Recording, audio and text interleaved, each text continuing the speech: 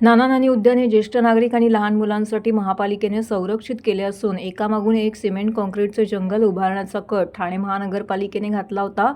तो माजीवाडा गावातील नागरिक, युवा आणि लहान मुलांच्या आंदोलनाने तसेच जनसेवक आमदार संजय केळकर यांच्या मार्गदर्शनाखाली उद्ध्वस्त करण्यात आलेला आहे।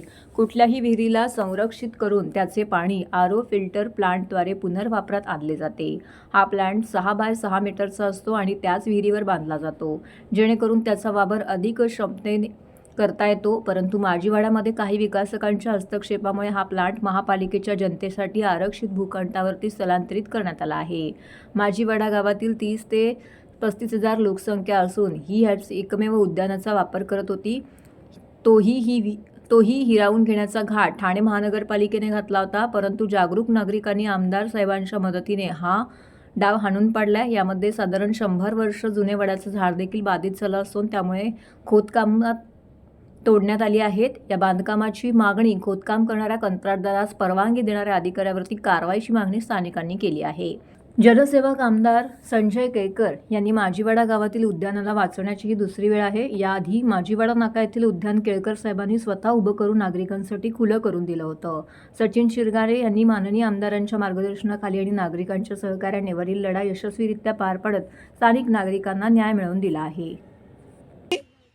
या ज्या नाना नानी पार्क मध्ये म्हणजे माजिवडा गावाची साधारण जी लोकसंख्या आत्ताच्या वेळेत जर धरली तर 30-35 हजाराच्या वरती आहे। तिथं हा एकमेव नाना नानी पार्क आहे।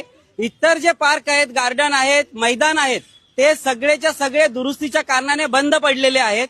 हे एक गार्डन होतं जिथे पब्लिक, नाना नानी मध्ये येणारे ज्येष्ठ नागरिक, लहान मुलं इथे थोडा वेळ व्यतीत करत होते। परंतु असं झालं आहे की शासनाला काय झालं माहिती नाही, अचानकच 8-10 दिवसाआधी इथे खोदकाम चालू झालं, कुठलीही नोटीस लागली नाही। 200-300 मीटर वरती असणारी एक विहीर आहे, त्या विहिरीवरचा प्लांट फिल्ट्रेशनच्या नावाखाली जो 2 माळी होणार आहे तो इकडे आणण्यात आला। इथे आधीपासून एक स्ट्रक्चर असं आहे जे कधीच 3 वर्षापासून कोणीच वापरलं नाही, पण हे स्ट्रक्चर देखील इथं उभं करून ठेवलं। आता दुसरं स्ट्रक्चर इथं उभं करण्यात येत आहे। हे करताना यांनी निसर्गाची सगळ्यात मोठी हानी केलेली आहे। तुम्ही जर 2 मिनिटं इकडे दाखवाल तर हे जे जुनं साधारण आमच्या जन्माच्या म्हणजे या कंपनी असताना 100 वर्ष आधीचं हे झाड इथे, वडाचं झाड इथे आहे। या झाडाचे मुळं यांनी तोडून टाकलेले आहेत। त्याच्या अगदी बाजूला खेटून हा प्लांट लावण्याचा कट यांनी केला आहे। हा 2 माळ्याचा प्लांट ज्यावेळी होईल तेव्हा जर तुम्ही बघा त्याच्या सगळ्या या बाजूला आलेल्या फांद्या तोडण्यात येतील। या तोडल्यानंतर झाडाचा आपसुकच हा नैसर्गिक विषय असल्यामुळे त्याचा तोल हवेने किंवा खालचे मुळं कमी केल्याने तो त्या घरांवर जाऊ शकतो।